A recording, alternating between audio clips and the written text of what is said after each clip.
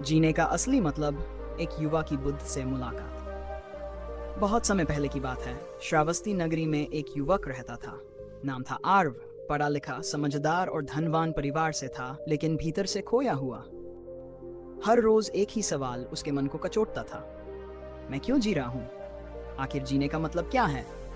कभी वह मंदिर जाता, कभी संतों से मिलता, कभी किताबें पढ़ता, पर मन का अंधकार दूर नहीं होता।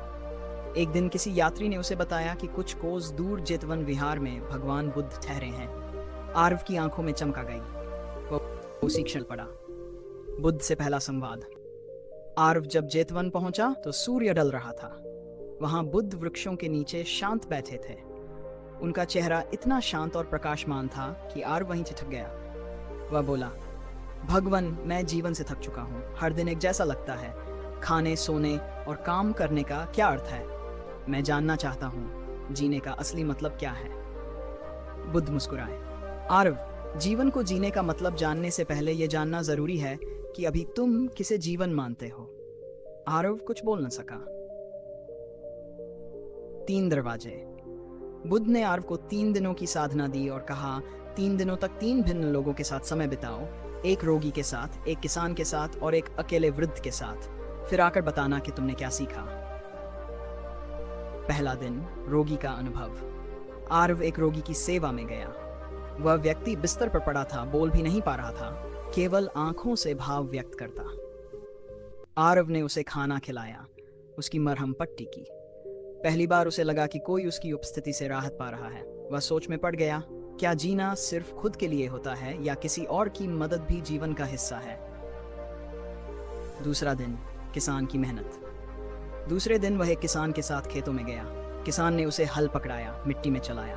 वह थक गया, पसीने से तरबतर हो गया।